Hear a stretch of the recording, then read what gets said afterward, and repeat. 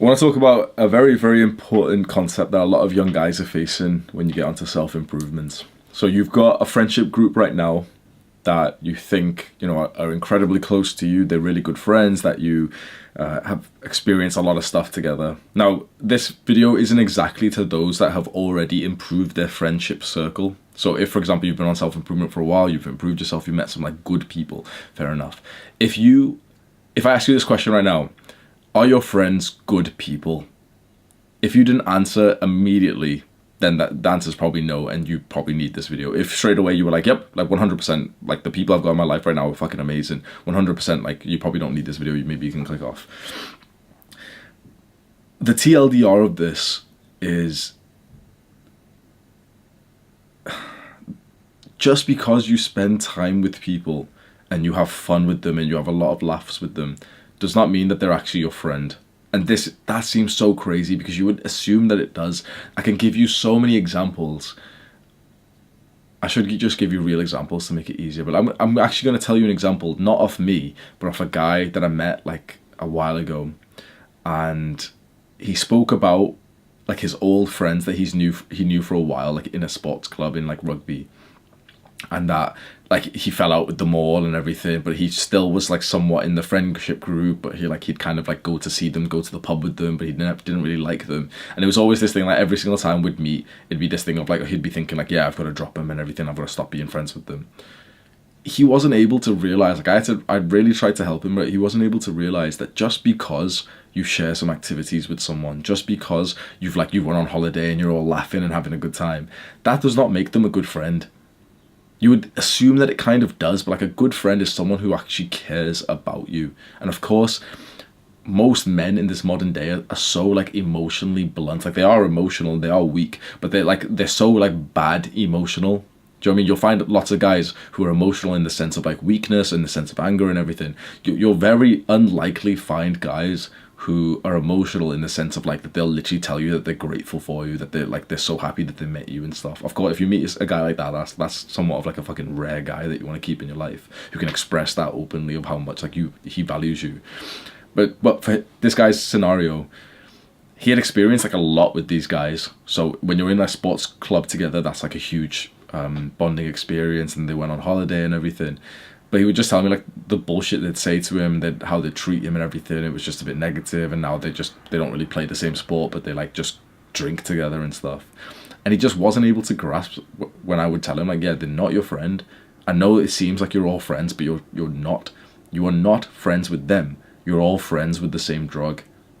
So for them it was like alcohol and like partying in a sense. For you it's probably video games.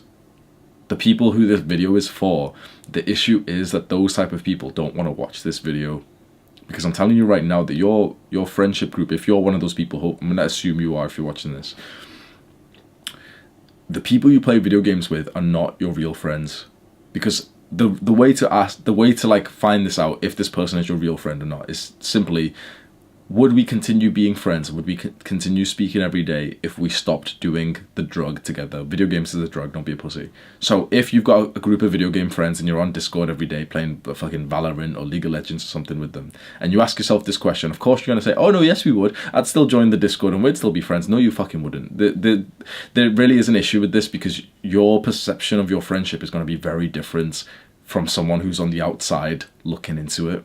And so I know for a fact that the majority of video gamers who are watching this, they've probably clicked off by now because they get offended when you mention shit against them in video games and like their friends and everything. If you, for example, were friends with them in person and you were good friends and then you started playing video games with them, they might actually continue to be your friends after you quit playing video games. But for most people, the real dynamic of exactly what happens is that, let's say you stop playing video games because you're on self-improvement, you don't want to be a loser anymore. And you still want to be friends with these people because, they're still like the only friends you have and you don't have that much respect for yourself. So you hop back onto the Discord server and everyone's shouting and stuff and everyone's playing the game and you're just kind of sat there a bit awkwardly and like you're trying to make everyone laugh, but like they're focused on the game and everything. And it's just a bit annoying to be in a call with someone who's like saying like, oh yeah, like recall. Yeah, get the tower. So it's a bit awkward in that sense. Maybe you still have some conversations with them and it sounds good, but you start branching away. And the exact same thing happens with drugs. We as young men who are lonely as fuck. We don't want to admit this. I hope that the people, like, I keep thinking to myself, like, yeah, there's no point making this video because the people who need to hear this video will click off, because the people who really need to hear this video are the people who are deeply, deeply, deeply just believe that they are truly friends with those people. So I feel like right now, the only people who are really watching this are the people who are going to agree with me, and they're going to comment like, oh yeah, Hamza's right. Like, I had these friends, but they're not really my friends. I'm trying to, like, to be honest, maybe we can change the not the topic, but like the purpose of this video almost, because I know for a fact the only people who are agreeing with me and watching this are the people who are going to say like, oh yeah, Hamza's right because I experienced this myself. And so you're kind of watching this and you would be given the same advice. But the thing is, the people who need to listen to this advice won't take it. So almost we can use this as an opportunity to think of like, how can we help those guys? How can we help a guy right now who doesn't have many friends? He's got a group of friends on Discord. He's got a group of friends, maybe like a separate guy. This other guy, he's got a group of friends that he does drugs with, that he smokes with. He doesn't have any other friends, so of course he's in a level of like scarcity. How do we actually truly convince that guy without making him resent us and, you know, making him like not listen to us, that he's not truly friends with these people and that his life will just infinitely get better once he leaves them? Because so far, I'll be completely honest, this is actually something that I've not really been successful in helping young guys with, you know, to like leave their friendship group or anything that's not good for them. It generally takes them like for Sam, our video editor, it's taken like months and months and months to make any kind of progress on this, because it's just incredibly hard to have an attachment to a couple of people, and you know, you truly think you're friends with them because you've told stories and you've opened up and everything. It's only once you kind of leave the circle and you've been away for a couple of months and you make some new friends, that's when you realize that those people were just fucking trash. They were truly not your friend. But I think it's an interesting point to make. Like, how do we actually convince that person in the middle of the fucking stoner group that these people are only your friends because you do the same drug together? You're just friends with weed, not with each other. It's the same with any kind of drug or addictive substance or, you know, like habit. So for example, I could say to girls, this is a stereotype, but I'd say to girls, like, you're not really friends with them. You just really, really like gossiping. You just really like doing something, like going out for food or drinks with them. And like, once you don't do that thing that united you guys together, usually there's no level of friendship there. Because it's actually a little bit tricky to have like a multi-variant friend, like a multi-situational friend who you do different things with. So imagine you meet a guy in like the party environments, right? So you're taking drugs with them and stuff. But then this guy becomes a true friend because you also go to the gym, because you also go and like study together, and then you also make a business. You know, you've branched out into different situations. So this guy would probably be a friend, especially if like you got into like deep conversations with him. But most of us stay in pretty much the same situation.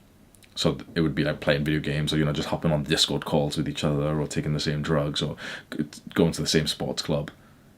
And you truly think you're friends with them up until you take a big step back and you realize like life goes on. They're still taking the same drug. They're still playing the same video games.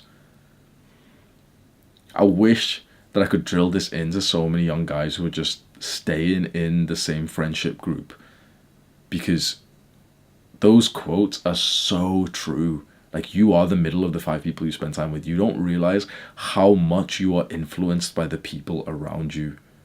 And so if the people around you are doing bad habits, so will you. And you might think that you're the exemption. Every guy thinks that he's the exemption to this rule, that he can still be friends with the guys who are like doing nothing with their lives. He can still be friends with the guys who are like playing video games and stuff. You think of the exemption, you slowly creep back into it. Of course you do.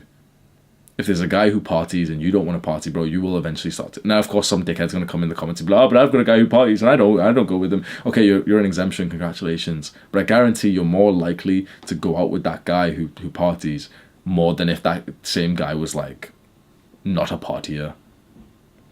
Because if we're about to do something, we are way more likely to do it if there is someone we like who's also doing it. That's common sense, it's conformity. It's a level of like just pure inclusion.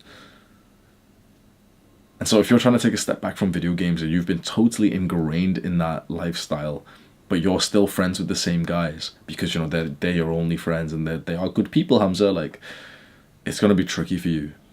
You're going to keep going back into that Discord server because you need a level of like validation and everything. an interesting point also is that, you know, now people start to think, okay, yeah, maybe I shouldn't be friends with them, but what I'll do is like I'll stay friends with them up until I have like new friends so I can branch out. That honestly doesn't seem to work for anyone that I've known, because you only have so much mental capacity. Like you only have like the capacity for so much in your life. So it was this idea that if you're currently, let's say like with a girl, right, and you're dating a girl who's not really good for you, if you're currently with her, it's morally wrong, but it's also just incredibly hard to then go and get like a different girl to make progress elsewhere. The same with friends. If you're currently friends with like a bunch of guys who play video games, it's way harder to make new friends who are improved whilst you're friends with your original people. Does that make sense? Like if you're still revolved, if you're still like in this group of the guys who are spurgs and play video games, it's way harder for you to make a new friendship group whilst you're still in this group, harder than it is if you just went solo for a while. Because not only is it this thing of like mental capacity and also the need for it, because if, for example, you're still hopping on video calls with like your video game friends 3, 4, 5 times a week, you'll have less of a need to make new friends. So there's like the necessity part. But it's also that thing of like your self-image, your identity and your habits, that the people that you want to be friends with probably wouldn't want to be friends with you. Let's say with drugs, for example, you're a stoner, right? So you've got your stoner group, but you want to meet new people who are really into the gym. But it's going to be harder for you if you stay friends with the stoner group instead of going like the lone way. And I usually never promote like the lone warrior, the lone wolf type of thing. But sometimes you do have to. Don't stay like that. Staying like that is a fucking disgusting life, in my opinion. It's like, I couldn't imagine much which is sadder than like just staying alone and not making friends or family or not meeting loved ones and everything. But there's absolutely value in like cutting people out and starting fresh and having like a bit of like a period where you're solo and you're trying to be more like the people that you want to surround yourself with, and eventually you meet them. Because these people here, let's say that the entrepreneurs or the people who go to the gym or the people on self-improvement that you really want to be friends with, they don't want to be friends with you when you're still part of the stoner group. Because not only, they see your friends around you, but also you're more like the stoners to be around them still. And so these guys don't want to be friends with you. But they probably may want to be friends with you if you were over here solo and actually trying to like do some things after you've cut off some previous friends. And they probably would relate to you more with that experience. We think that we can have it all. So we think that we don't need to like cut people out of our lives. We think that we can, stay with the old friendship group that we have from high school. One of the most common questions, like comments that I get on my channel is things like, oh, Hamza, like all my friends are Jeffries and I'm trying to help them and everything. You have my respect for trying to help your friends, 100%, bro. 100%. You should, if like they mean a lot to you, if they're true friends and everything, you should try and help them, get them onto self-improvements. And if they make progress in any way, like praise them and help them and everything. For the people that you can't help, for the people who don't even want your help, who don't want to change, you just have to decide, who are you going to prioritize? Him or yourself? Do the hard work, especially when you don't feel like it.